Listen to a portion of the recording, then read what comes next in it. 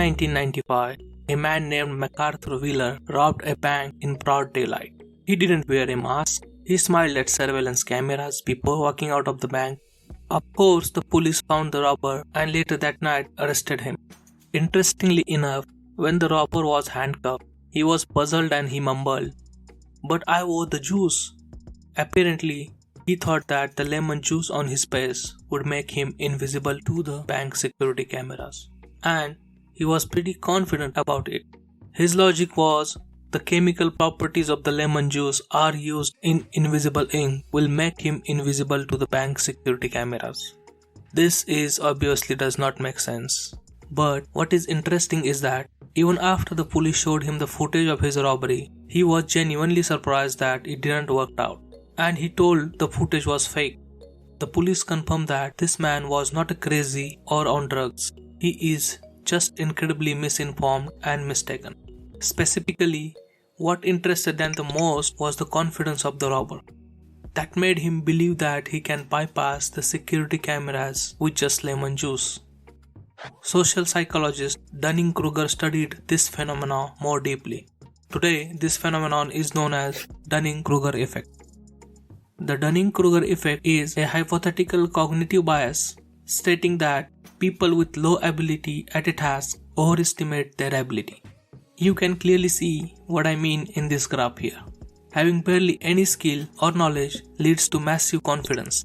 However, when you become more knowledgeable about certain topic, that the confidence falls, and only start to go above our skills when your confidence about certain topic rises again. It doesn't matter what specific skill will you pick. The less a person has knowledge about any given activity, the more likely they are overestimate their skill or knowledge. The Dunning-Kruger effect can be observed during reality shows like American Idol. The auditions are usually filled with a variety of good and bad singers. Bad singers almost never realizes how bad they are. That's why they are genuinely get disappointed when they get rejected. The truth is, the majority of the people believes that they are better than the average. But why? Why does being less skilled make you confident in your abilities? Let me explain. Do you remember John, our fictitious character? He is an amateur writer, and this circle represents how much he knows about the literature. And this is how big he thinks he knows about the literature, and how much there is to know about it. With this logic, he thinks he is above average. Let's say John meets a professional writer, someone who has been doing it for 10 years or more, but he still has a lot to learn. This writer knows this much about the literature, but he also knows that the field is much larger and there is this much to know about it because this writer is more knowledgeable about the subject. He knows that this grey area exists. However, John has no idea it exists. He has no idea just how much he doesn't know about it, and that's why he is so confident. He doesn't know the full picture, and because he doesn't know what he doesn't know, he thinks he knows 90% of the subject.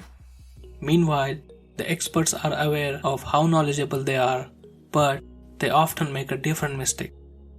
They assume that everyone else is knowledgeable as well, mostly because others show so much confidence.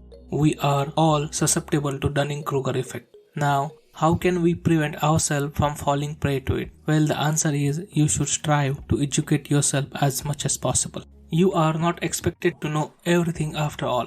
Thinking you are always right is clear sign of stupidness. So next time when you feel confident, you know there is a lot to know about something. Take a close look at a topic as you might be victim of Dunning-Kruger effect. You just might not know what you don't know. Thanks for watching. See you again.